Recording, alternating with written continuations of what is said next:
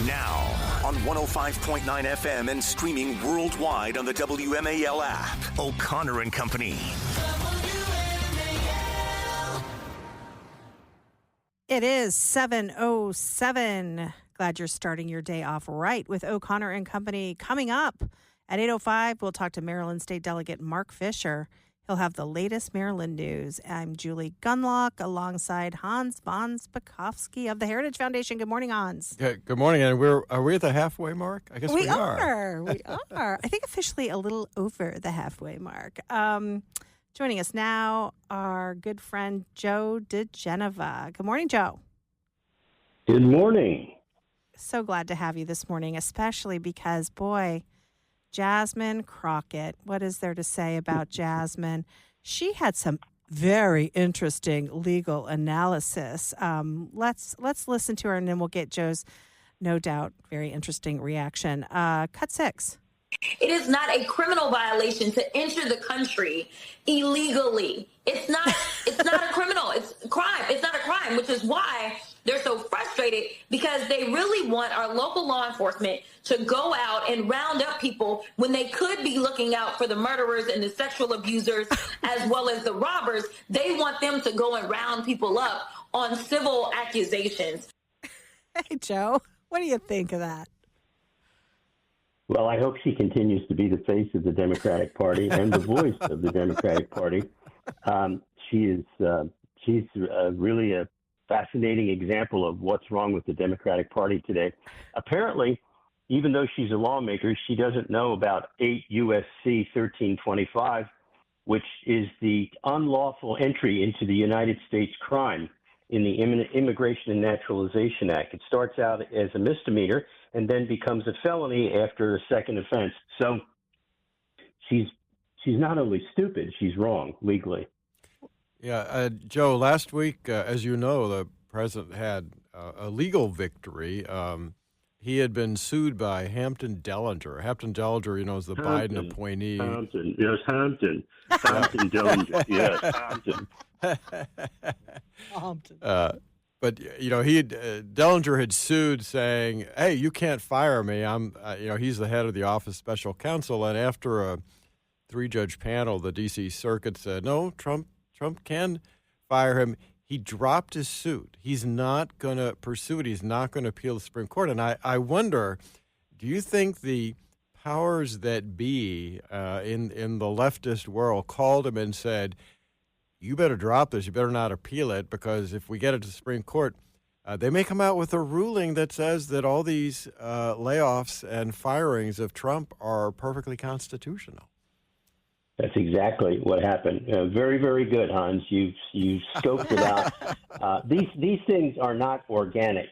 None of these actions that are being taken happen naturally. These are all planned. This is part of the Norm Eisen school of sue on every issue.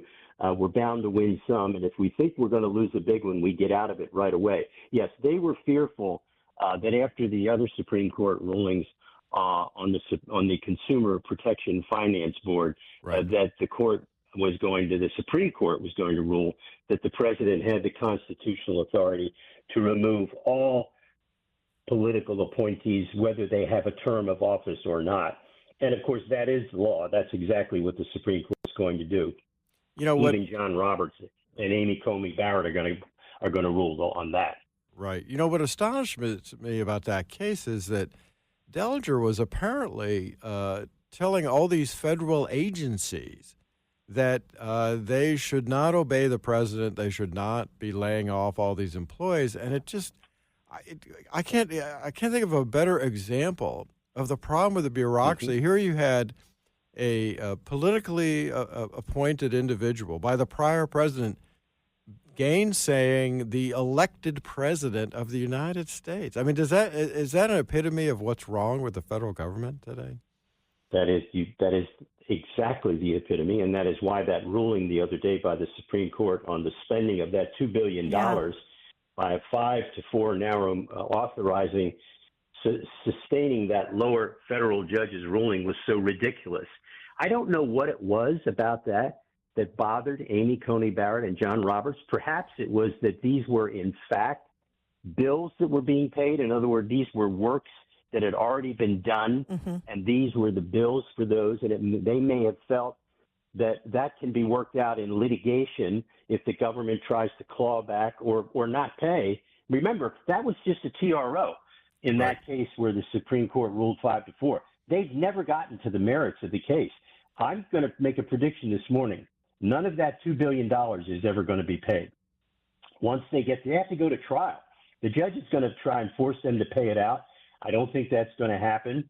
I think there's going to be a trial, and I think the government's going to win.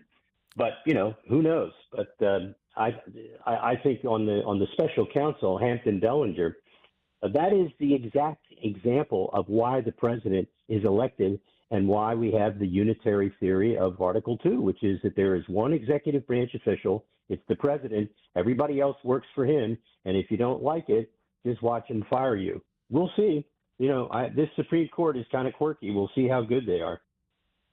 Well, I tell you, you mentioned the case involving the $2 billion. The dissent by Alito was quite something. I wish we had all the other conservative justices, of course, joined him, including Justice Thomas. But he was just shocked, he said, at the behavior of the majority. Yes, it was. He said he was stunned, and that was quite an interesting dissent. It was beautifully written, which is all of Alito's stuff is. But he's not afraid to address the court and its character, and I think that's very, very important. And he said it well. He said, here we have a single federal judge issuing a nationwide injunction with probably lacking jurisdiction in the case. The money, if it's released, will probably never be recouped, and we're supposed to think that that's the way the Constitution runs. He said it's stunning, and as he said, I am stunned. I think that's the type of dissent that really will upset Sotomayor, who has complained bitterly about the court and their deliberations. I think that type of ruling by Alito is exactly what the public needs and wants.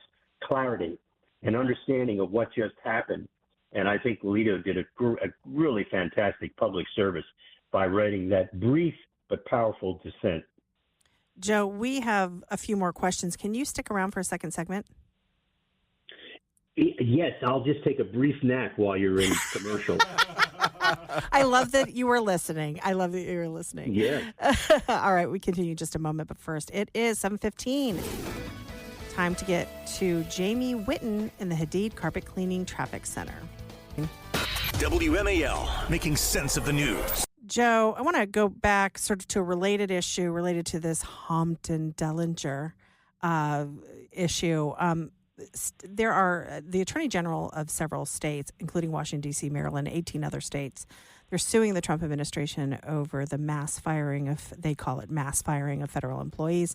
Their lawsuits join several other legal challenges seeking relief for tens of thousands of fired workers. Interestingly, these were mostly probationary employees. Will this go anywhere? Well, it's hard to say. It shouldn't go anywhere since this is well within the parameter of what the incoming administration is allowed to do. I'm sure that the right federal judge, meaning a left-leaning federal judge, would probably find that they didn't dot all their I's and cross all their T's, and therefore these aren't really probationary workers who weren't fired the right way. And, I'm sure we may get some of that, but ultimately this is all going to be sustained because even if these people are reinstated, during the budget process, which we are now in the middle of, these jobs are going to be eliminated, and they don't have a right to a job that doesn't exist, and that's where we're headed. So whatever kind of falderall is going on right now, it'll be over shortly. Are these attorneys general, has this landed in a particular court? Are they sort of judge shopping like they always do? I actually don't know where this is. I thought I did, but then I couldn't find out where it was, so I apologize to you on that. That's but okay. They are judge shopping. Yeah.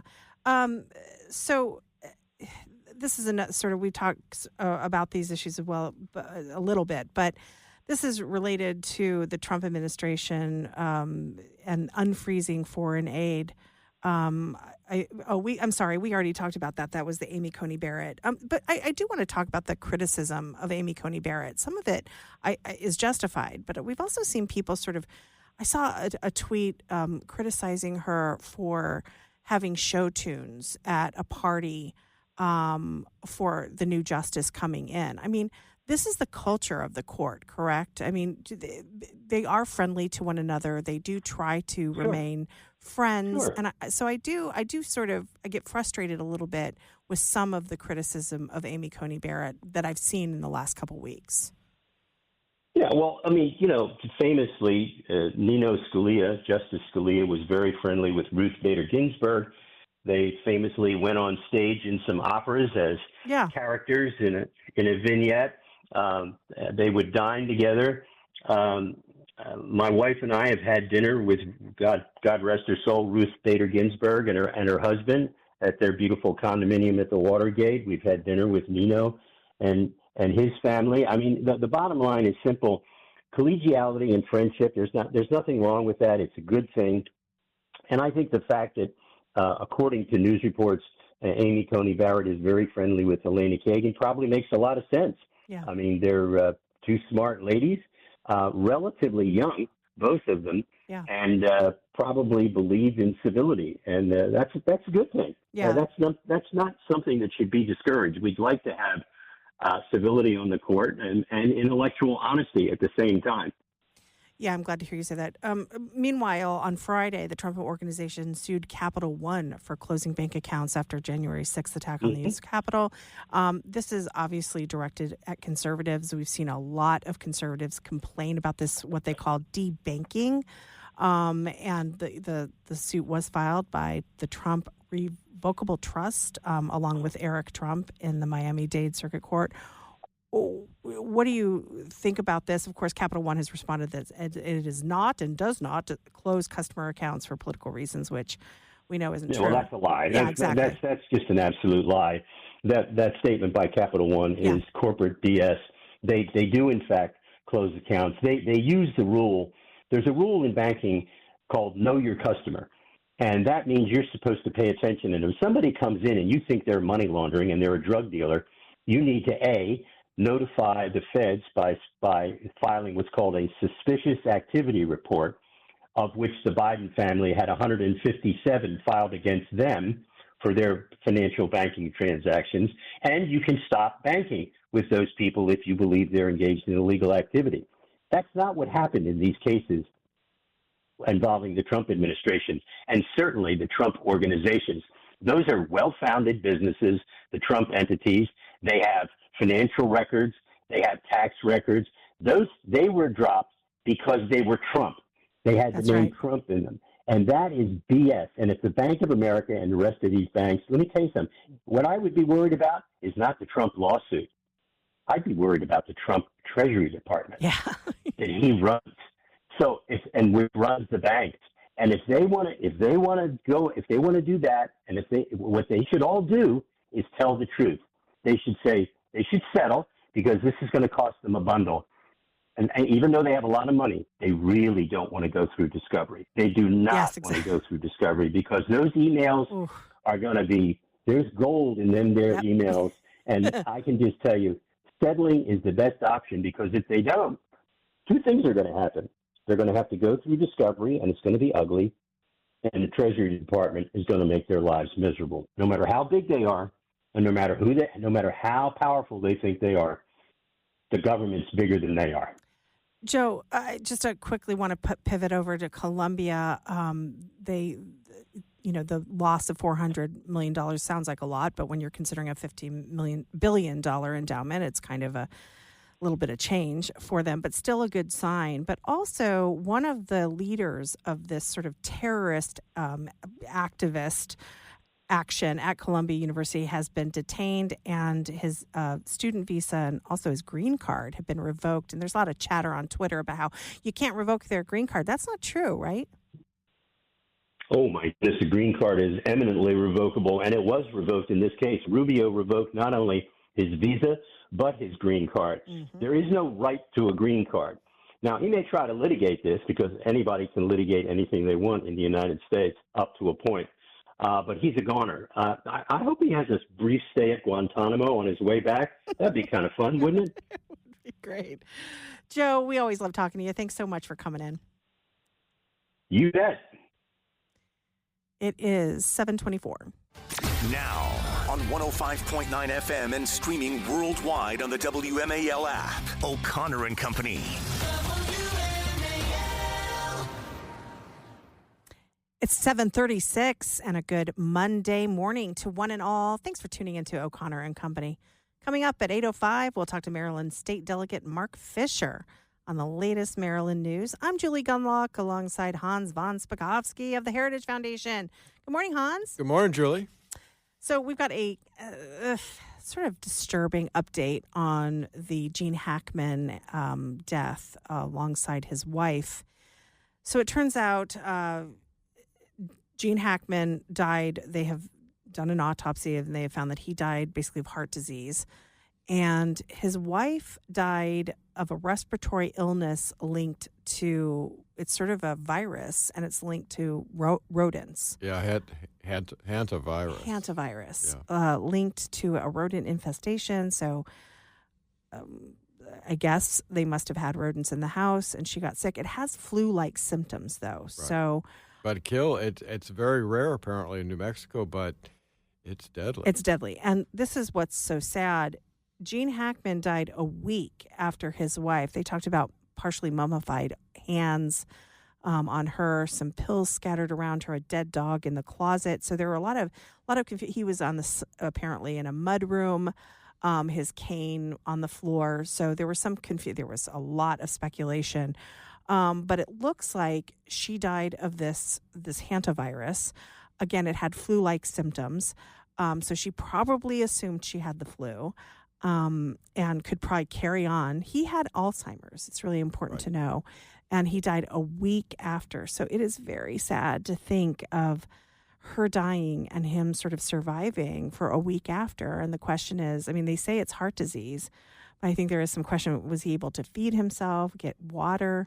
He was sort of helpless. It sounds like he was unable to take care of himself. Yeah. And unfortunately, they live in an extremely remote rural area, so there's no caretaker, anyone coming in every day to check on him. I mean, that's part of the problem there is that they clearly should not have been living in such a remote area without assistance. But, you and I were talking during the break. All of us have dealt with elderly parents, and sometimes no matter how much you want to help them, they are reluctant to be. Yeah.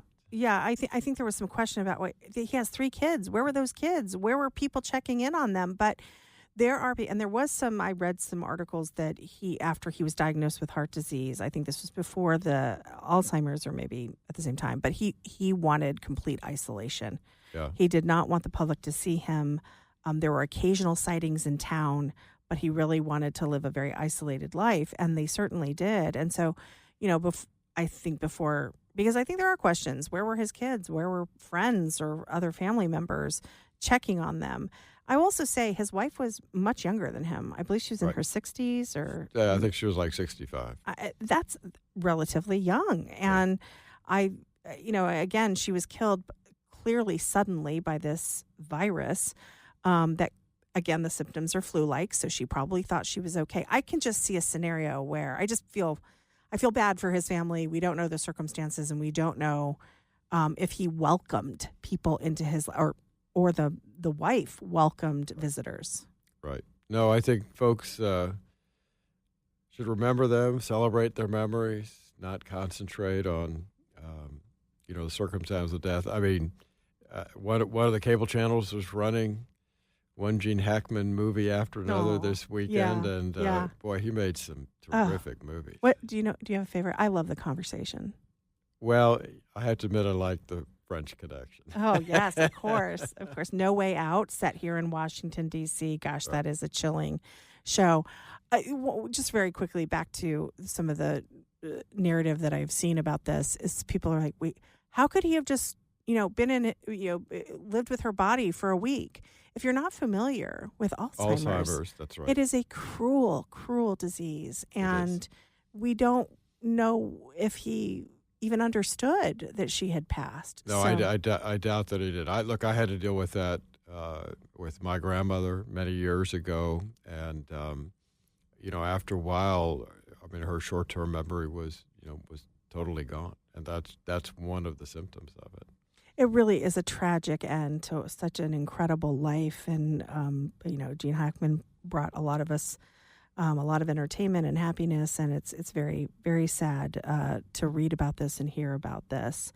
You said that you had experienced this. I think a lot of people have. But from what I've seen out there, there's a lot of people who haven't. And I just and hope it's people... it's a lot of strain, a lot of stress on family for quite a while. My brother and I, we lived about 3.5 hours away from where my mother was, and she was taking care of our grandmother. And for, I think, 3 years, every weekend we would trade off driving home to help relieve my mother from, the having to take care of her.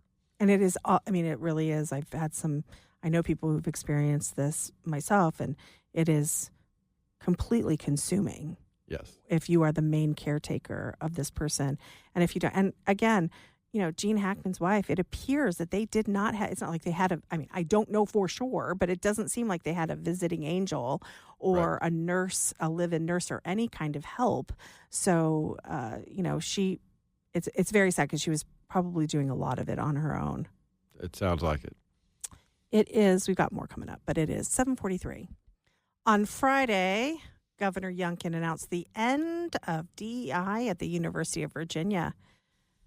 He said in a tweet, DEI is done at UVA. Today, the University of Virginia Board of Visitors voted for common sense, saying no to illegal discrimination and yes to merit-based opportunity. Students at Mr. Jefferson's University and across America deserve unlimited intellectual freedom, not ideological gatekeeping. Hans, I'm really excited about this, and it's about time. But I worry a little bit about sort of the, hide and seek these universities do. I saw at George Mason University, they simply renamed the DEI office to Office of Welcoming. This was sent to an email that went out was sent to me by a friend showing that they're so bold. They're just like, oh, we're going to rename it. Everyone's staying in place. We're going to rename it. But it's all the same. Do you think that's what will happen at University of Virginia? Well, that's why Glenn Youngkin's appointments to the Board of Visitors is so important, because you want to get people on there who not only going to, pass a resolution, for example, telling the university it has to stop this, but then actually do the work, everything from investigations to audits to make sure it's being rooted out everywhere. And let me tell you, I can say that all 3 of my kids went to UVA, but for years it has just been getting worse and worse and worse there. I have a good friend whose daughter will be going to college this coming fall, decided not to apply to the University of Virginia because when they went there and got the tour guide, the wokeism was so bad that they said, well, we're not even going to apply here. Wow. And if you live in Virginia, outside, everywhere knows the former reputation of UVA. That is really depressing. This I'm reading from an article on this. I think this is in it's from the Wall Street Journal. It says this is a major departure for UVA, which has been all in for DEI in 2020. The school's racial equity task force called for $950 million. That's almost okay. So let's just round up $1 billion for racial equality initiatives. By 2021, the school tied for the second largest number of DEI personnel among major universities with 94 and had 6.5 DEI staff for every 100 professors, according to a report by Jay Green and James Paul of the Heritage Foundation. Your colleagues, look at you guys. Yeah, that's right. It was one of the worst places in the country, unfortunately, and that has all got to be rooted out to bring a great university back to doing what it was supposed to be doing, which is educating and not propagandizing its students, because that's what was happening at UVA. Well, I have heard from several people, good friends whose children are college age, who were waitlisted, and these kids had incredible grades and extracurricular activities and charitable works, and they've done everything right. I won't name those people. They're good friends of mine, but a person on Twitter who goes by the Foo, Polita Bunny, I don't know if she likes her name out there, but she's affiliated with IWF. So I love this account. She said she was very excited to hear that DEI is dead at UVA. Well, not dead, but it's going away, supposedly. She said, UVA waitlisted our daughter who had nearly 40 credits already due to multiple 5s on her AP tests. Her 4.8 GPA, 4.85 GPA, and 1380 SAT score somehow weren't good enough. Honestly, she ended up at an amazing private school instead, but hopefully UVA really does stop the DEI. Imagine that. I mean, that is... Yeah, but see, that's a problem. That's been a problem now at UVA for a while, which is that, look, the Supreme Court decision against Harvard and UNC, the Supreme Court said you can no longer engage in considering race in admissions. But UVA has been doing that for quite a while. They have an unfortunate record of it. Yep. And has that been rooted out of the admissions office? I don't trust that it has. Mark Hyman on Twitter writes this. He says, a lot has changed in the past decade. In 2014, UVA president suspended all Greek life due to a totally fabricated gang rape story by Rolling Stone. You remember this? It was just devastating. And devastating to those poor boys who were accused. Washington Post joined in the fake crime reporting. So UVA has really, over the last decade, had so many really scandals that has really put into question its reputation. And hopefully, thanks to Governor Glenn Youngkin, it is on the mend. We have more coming up. It is 7:53.